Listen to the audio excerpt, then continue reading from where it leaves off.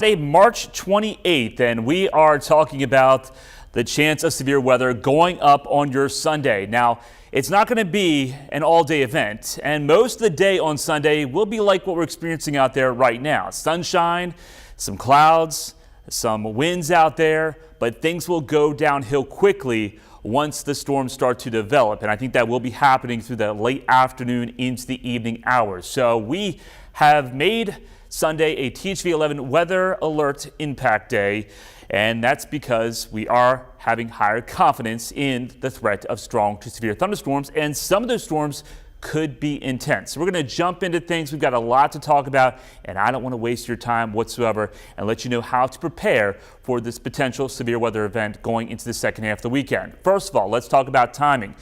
It's going to be 2 o'clock at the earliest, maybe lasting through midnight, and this is for the entire state of Arkansas. What's on the table? Strong to severe thunderstorms will likely develop, and some of these storms could be quite intense. All modes of severe weather are in play, and that means damaging wind gusts, large hail, and also the potential of tornadoes. Here's what you need to do. You need to stay informed. It's the weekend, but make sure you don't let your guard down, especially on Sunday. I don't want you to be fooled thinking, oh, it's a nice day, yet we do have the potential of storms firing up very quickly, and things could turn ugly very quickly across the state. So have a severe weather ready plan, and also have several ways of getting warning notifications, like the THV 11 app, no other radio, and other ways. Make sure if you do have that THV 11 app, which I don't know why you wouldn't, the warning notifications are turned on, because some of you like the silence those notifications. That's not going to be the best idea as we go into Sunday. I don't think this is going to be a repeat of March 14th. That situation was a rare situation in the form of how much wind energy we had for these storms to develop. We do have an enhanced risk of severe weather, and when we break down the risk of severe weather, this is all according to the Storm Prediction Center located out of Norman, Oklahoma, which is all part of the umbrella of the National Oceanic Atmospheric Administration, or NOAA. Level 1, that's a marginal risk. That means isolated storms will be possible. Some could be severe, limited in duration, intensity, and coverage. Level 2, that's a slight risk. That's where we were yesterday. Scattered severe storms possible, short-lived, sporadic, isolated, intense storms. Now we're looking at a level 3 across most of Arkansas. I'm going to show you that map coming up just 1 second. But this is numerous severe storms possible. Still not a guarantee. There's still a way that this forecast could bust. But the storms that do reach their maximum potential will be a longer duration. We could see widespread activity in parts of the state, and a few of those storms could be intense. Level 4, that was March 14th in northeast Arkansas. Widespread severe storms, long-lived. We had those long-lived track tornadoes. Can we rule out a strong tornado out there for this event? Absolutely not. And of course, level 5, that is just when it's extreme weather. So hopefully we don't see a level 5, because that's only issued a couple times each year. Here's the breakdown, though, of the severe weather risk. And when we take a look at what's going on here, there's a lot on the map, but first of all, I just want you to focus on the colors.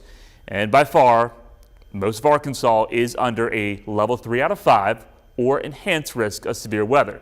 Then northwest Arkansas is at a 2 out of 5 of severe weather risk. And that's just because we're looking at storms developing probably in west Arkansas, and as those storms make their way from west to east, they will maintain their strength or they will continue to intensify. And the dashed areas is where the Storm Prediction Center is saying there's potential of significant severe weather. And I think for the most part, that is in the form of large hail. We could see some really big hail across the region, but also we could also maybe see a strong tornado in parts of the area.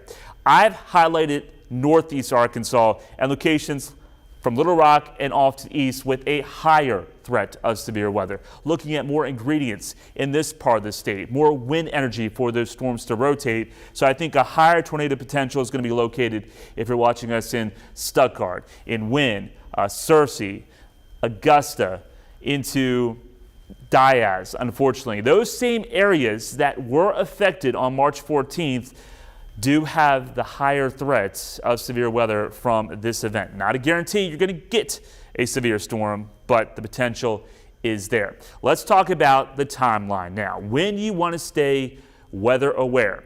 I think we're going to have a tornado watch for most of Arkansas for Sunday afternoon into Sunday evening. So this is when you want to make sure that you're getting those warning notifications and notifications of a tornado watch. West Arkansas, 1 o'clock until 9 o'clock in the evening at the latest. Here in Central Arkansas, 2 o'clock at the earliest, those storms may start to break through that cap or the layer of warm air that's expected to pretty much stifle any convection until we get into the afternoon hours. And then maybe as late as 11 o'clock in the evening. It just depends on how fast these storms develop and how fast they make their way across the state. Then for East Arkansas, I think you need to stay weather aware from 5 o'clock in the evening all the way until potentially as late as midnight or 1 o'clock in the morning. So everybody across Arkansas needs to stay weather aware out there this weekend. Let's talk about the impacts. This is primarily going to be an event where storms will develop large hail and also damaging winds. And we talk about large hail, I think there's going to be some locations that could see ping pong ball size hail, maybe tennis ball size hail. That is certainly a possibility with how much storm fuel we're going to be working with. Once these storms start to explode, they're going to go way up into the atmosphere, probably 30, 40,000 feet, maybe higher than that. And that's where hail is developed. And with that updraft being so strong, that's going to keep that hail circulating up and down the cloud and allowing that hail to grow and grow and grow. Not every storm is going to produce this large hail. When we say large hail, it's got to be quarter size at least, and that can do damage to a roof. So if you get hail out there and it's the size of a quarter, make sure you contact your insurance company as soon as possible so they can actually take a look at the roof inspection and make sure that you don't have any roof damage, because you wait too long, your claim may be denied. As for the tornado threat, right now I'm keeping it low, but supercells are possible. This could change. I think it's more of a medium threat into northeast Arkansas and east Arkansas, but we're just focused on central Arkansas with these storm impacts. Also, any storms that really develop and then collapse could produce winds 60 to 80 miles per hour. And straight line winds can be just as strong as a EF0 or EF1 tornadoes. So keep that in mind. Don't just write that off just because you're seeing some gusty winds that you won't see any damage. Not everybody's going to see storms out there. Not everybody's going to see rain across the region. Let's take a look at a hail size chart, because when you get hail, we want to know about it. And the best way to notify us is coming up in just 1 second, but you want to put something next to that hailstone. So here's the breakdown of the hail size chart. Penny is 3/4 inch diameter size hail. 1 inch, that's the large hail we talk about.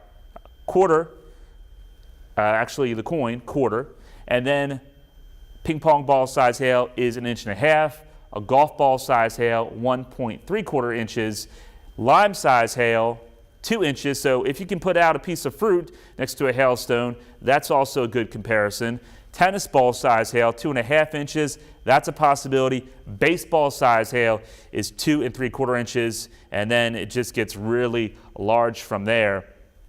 4 inches for softball and 4.5 inches for grapefruit. Let's continue to look at Max here. Roger, please. And we want to get your reports on the hailstones, on storm damage. So Max 1, please, Roger.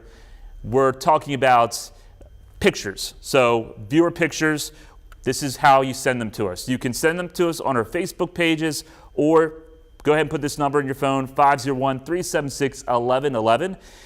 Make sure it's safe. That's the number one thing. We want you to be safe. We don't want you going outside when it is hailing, especially if it's large hail, because large hail can injure you.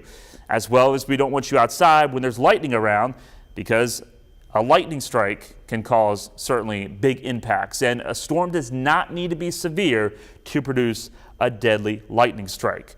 We talked about timing. Now let's take a look at what some of the models are saying. So this is our in-house model known as the graph. This is for Saturday morning. We're going to have some rain. make its way in through the overnight as a low pressure system in the upper parts of the atmosphere will be pushing its way into southeast Arkansas. So this will bring a round of rain out there tonight. We need the rain, which is good news. And this will continue to slide its way into East Arkansas and eventually into Mississippi. So the start of your Saturday, we're expecting a good chance of rain in the morning, and then we'll see a clearing trend, a drying trend from west to east throughout the day. So if you're headed to Hot Springs, the Arkansas Derby tomorrow, I think for the most part, you're going to be in good shape. There's a small chance there could be a passing shower in the morning until about maybe noon or 1 o'clock. And then I think you're going to see sunshine as we get into 2, 3 o'clock in the afternoon. This system is quickly exiting off to the east. We'll have to watch out what happens in Oklahoma and Texas for late tomorrow night and Sunday morning. At first, it looks like the cap was going to hold. Now there's more information. There's going to be storms that do bubble up into East Oklahoma and Northeast Texas. Those storms will make their way into West Arkansas late Saturday night into early Sunday morning. They will weaken, but there could still be some strong storms that may try to produce some hail if you're watching us in Mena into West Arkansas and even Northwest Arkansas. So we'll have to watch out for the potential of strong storms, maybe even an isolated severe storm as this rolls its way through. It'd be great if this just blew up into a whole thing, massive rain, and that stuck around for Sunday morning, because then that would stabilize the atmosphere even more. I don't think that's going to be the case, though. But we'll watch things because there's always bust potential with the forecast. Most of your Sunday, like I said, it's going to be quiet. And you're going to be like, what severe weather are they talking about? Sunshine's happening. It's a great day to enjoy the outdoors. The temperature is shooting up into the upper 70s, low to mid 80s. Well, that's just adding fuel to the atmosphere. The warmer that we get for Sunday, we're just adding fuel, gasoline to a fire that's about to develop. And when we take a look here, advance this, 1 o'clock, it still may not be anything whatsoever. But you will know when that cap breaks, because the clouds, they won't have any height to them at first. Once that cap breaks, those clouds will start to tower way up into the atmosphere. And if you're out on the lake or out and about and you see those clouds go up, that means the cap has been broken, and likely storms are going to develop, and they could become strong to severe within 30 minutes to an hour time frame. It's going to be a very explosive environment we're going to have to watch out for. Here is 4 o'clock, 4:30. This is showing just a few potential showers, but if the cap breaks a little bit sooner, these are going to be thunderstorms. And if you remember, this model did not do so well on March 14th. It kept the cap a little bit too long across central Arkansas. So we'll just have to see all about the timing on when these storms develop. But the likelihood of storms that could be supercells, according to this, Northeast Arkansas continues to look more and more impressive for that part of the state. And then you see here, we get into 8 o'clock. This shows supercells most likely in Mississippi, but these could also be supercells, or they could just be strong to severe thunderstorms rolling their way through east central Arkansas. And this has it pretty much out of the Little Rock region by 9 or 10 o'clock. We still have a couple days to work on this forecast. This model will be changing, so that's why you want to stay updated throughout the weekend, because we'll continue to look at these models and provide you with updates that you need to know about the changing situation. Let's take a look at another graphic here. This is the storm fuel, and looking at the European model. So this is a different model we're looking at. But when you take a look at the storm fuel, 7 o'clock Sunday morning, the atmosphere is really unstable. I mean, we got lots of storm fuel all across Arkansas, Oklahoma, Texas. We're in the medium range when you look at that legend right there. And this does show the potential of still some showers and thunderstorms into West Arkansas. Advance this through time. We're going 4 or 5 o'clock. Lots of storm fuel.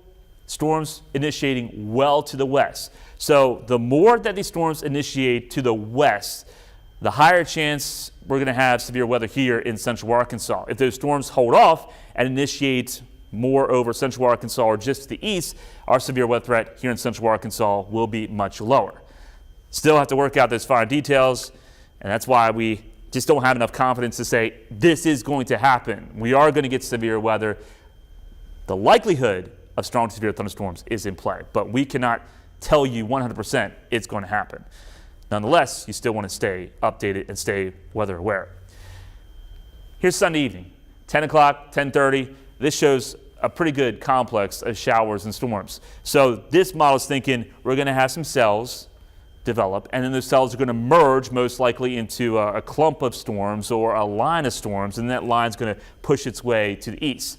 A line of storms is going to be better for us in terms of a lower tornado risk versus those individual discrete storms, those supercells. Because when you have those supercells in place, the tornado threat is higher, the very large hail threat is higher with those type of storms. And then it moves out of here after midnight. It's into Mississippi and Tennessee, and they're also looking at the potential of some nasty storms in that part of the country. Let's take a look at the same model. Now we're looking at the hail risk with future radar. So this is 7 o'clock Sunday morning, and there could be, some hail that does fall in these storms if they do hold together into West Arkansas. But as we advance here, this is 4 o'clock now, and this purple area, this is known as the significant hail parameter. And basically this purple area shows the higher probability that you're going to get at least 2-inch size hail. So that encompasses a large area of real estate. So any one of these storms that can really develop a very powerful updraft could produce a golf ball to tennis ball size hail. And you see where these storms are developing. They're developing right in that zone. So we have to certainly watch out for that hail threat, because that is going to be a big concern. And if you ever wondered what the largest hailstone was to fall in Arkansas, here's that data for you. 5 inches, larger than a grapefruit. It's happened in Johnson County, May 4th, 2020, Searcy, April 2nd, 2006, and January 21st, 1999 in Newark, the city of Johnson, town of Johnson, not Johnson County. But yeah, we can get big hail here in Arkansas. Here's another look at that same model. This is looking at lightning. So I want to rewind this here for you. We're starting off at 1 o'clock. Nothing showing up. It is all quiet, but the things quickly go downhill getting into 3 o'clock. Look at the storms. They just flare up, and they're going to be packed with a lot of lightning. So that is going to be also a big threat out there. It's going to get very loud if you get under one of these storms. And not everybody's going to see a storm.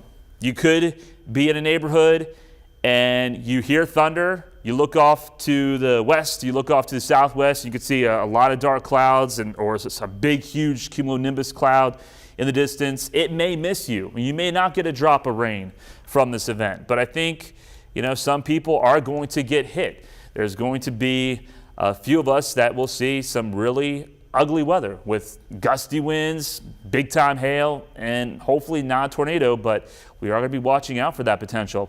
There's the lightning moving through the heart of the metro, according to this model, 7, 8 o'clock. So it looks like the worst weather here in central Arkansas, once again, is like pretty much 5 o'clock until 10, maybe as late as 11 o'clock, and then that continues to make its way off to the east.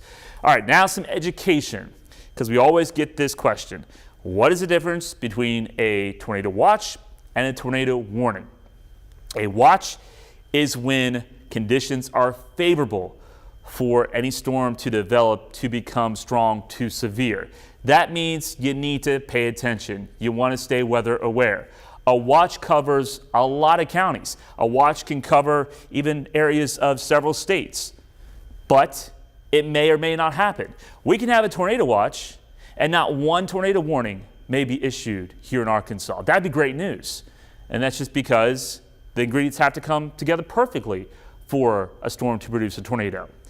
When a warning is issued, that means that Doppler radar has seen rotation, and that rotation could certainly make its way down to the ground, We have the capability now that Doppler radar can detect debris being lofted by a tornado, or a spotter can report a tornado to the National Weather Service. So a warning is when you want to take action and get to safety immediately, because it is expected or likely that you will see that type of severe weather. It could be a tornado, or it could be a severe thunderstorm. And a severe thunderstorm is when you get 58-mile-per-hour winds or greater.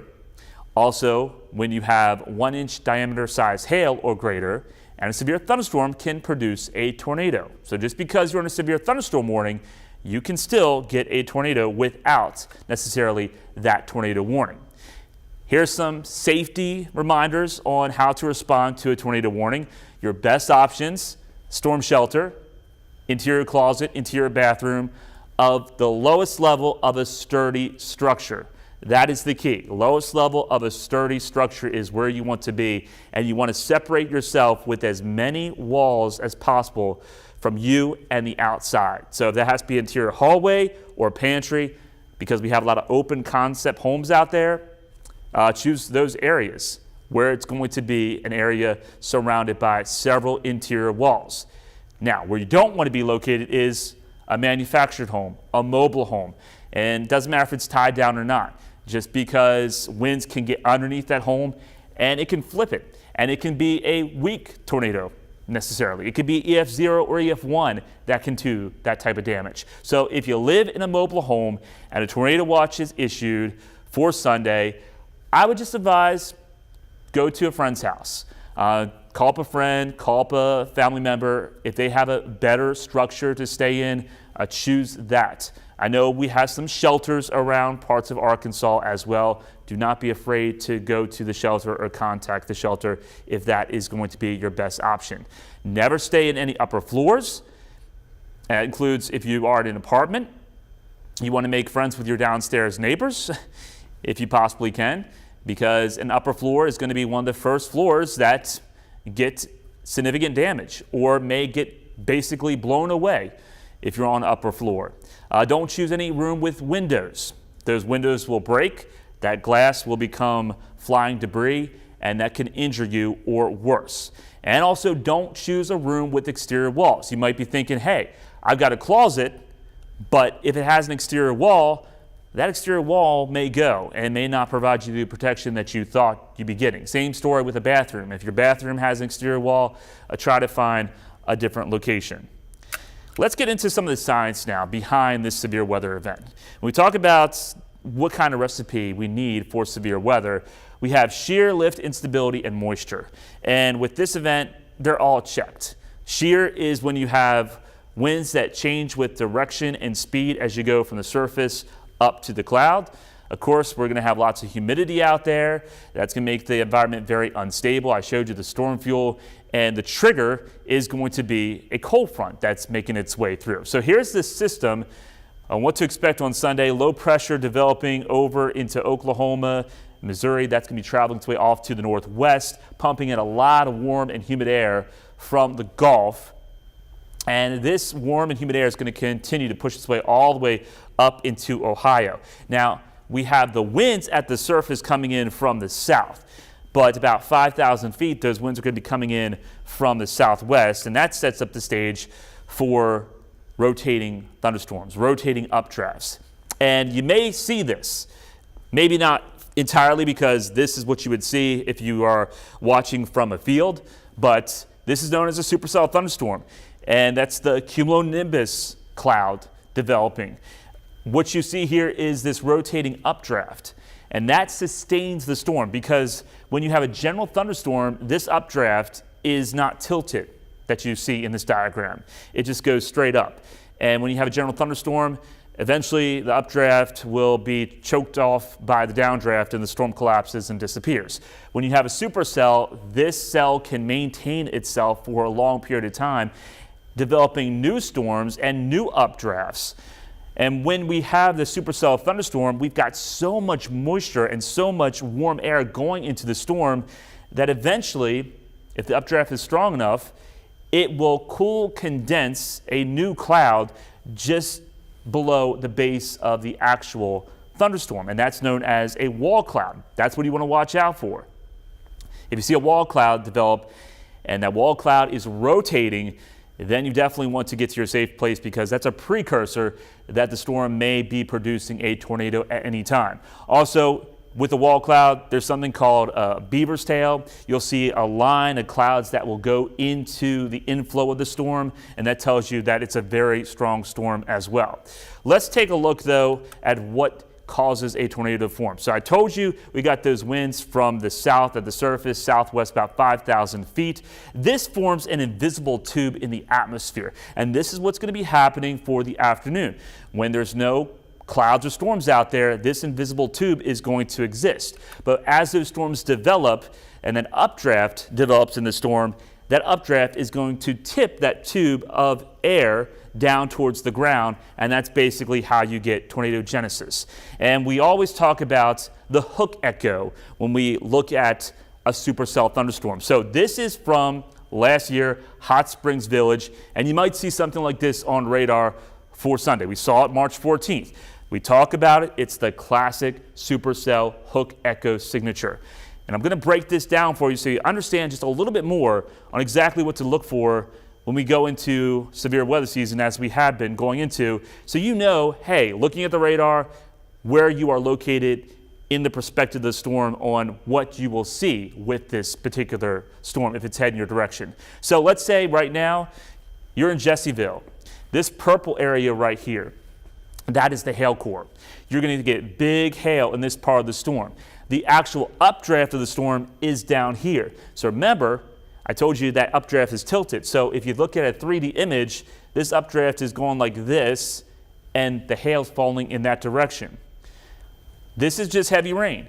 With the upper airflow, it's pushing all the heavy rain and maybe some hail just to the east of Jessieville, but extends all the way out towards Perrin, Highway 9. So this area is seeing a lot of rain. And you're thinking, oh, that's not so bad. You know, we're not getting anything here. Why did they put us under a tornado warning? Well, it's because this area right here, this is where the precipitation is getting wrapped around by the rear flank downdraft, and your tornado is going to be located right about here. And you can see it's right there near Hot Springs Village. So once again, here's the updraft, the hail core. When we break this down, the forward flank downdraft, and this downdraft is that cool rush of air that you get. When you have warm and humid air during the day, it's a hot, humid day, a thunderstorm starts to bubble up. Before the rain arrives, you get that nice cool breeze, and you might want to open up the windows thinking, hey, this feels pretty good. That is the forward flank downdraft, or the gust front. And there could be some significant winds sometimes with the forward flank downdraft. So you could see some really gusty winds with this. But if you are in Fountain Lake and this storm is headed off to the northeast, you're going to miss the tornado because it's going to be going that way. And you might not get any rain. And you might be like, well, why are we under a tornado warning? Because you were so close. Because sometimes these storms, they turn to the right. So if that storm decided to turn to the right, you would have been impacted in Fountain Lake. But it stayed on the course to the north-northeast, and it just missed you. There is a rear flank downdraft. And then here's where the tornado is going to be located. So here's where your wall cloud is going to be located, and then you'll have a horseshoe cloud feature in this part of the storm. All right, so that is the supercell anatomy. Talked about we've got severe weather potential Sunday, but looking ahead, just want to give you a heads up. Next week, we also have more potential of strong to severe thunderstorms. And rain. We need rain, and it looks like we're going to get quite a bit of rain. So before we wrap things up here, this is a look at the European model. This is for Wednesday. Look at the shower and thunderstorms start to make their way in, and once again, some of these storms could be spicy. We're looking at the potential already of a slight risk of severe weather. I'm going to show you that map in just 1 second. But there you see the rain train is going to continue for a large part of next week. Wednesday, Thursday, Friday, Saturday, Sunday, we could see an extended period of showers and storms and maybe a period of heavy rainfall as well. But here's the newest update from the Storm Prediction Center. This is for Wednesday now of next week, and we already have a 2 out of 5 risk, a slight risk, and this is still 6 days away. So the confidence in this type of severe weather event continues to go up as well, and we'll probably see a 3 out of 5 in parts of the region as we get closer to the event, unless something drastic changes.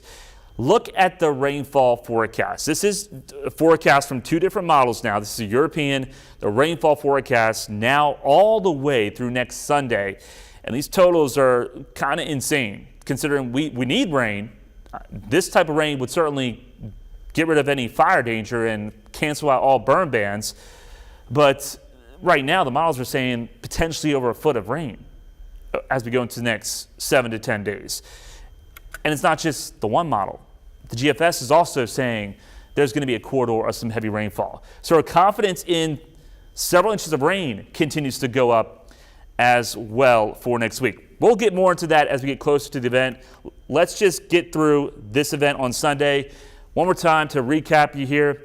We do have that THV 11 weather impact alert Sunday afternoon into Sunday evening. The time frame 2 o'clock until midnight. Strong to severe thunderstorms are becoming likely. Sunday is not going to be an all-day rain event. There's going to be a period of very quiet weather, and then things will get probably more wild going into the afternoon and evening hours as those storms develop. So stay alert, stay tuned. We're going to have another live streaming update. Meteorologist Simone Thomas will be here 2:30 for Saturday to provide you with the latest updates on the severe weather potential.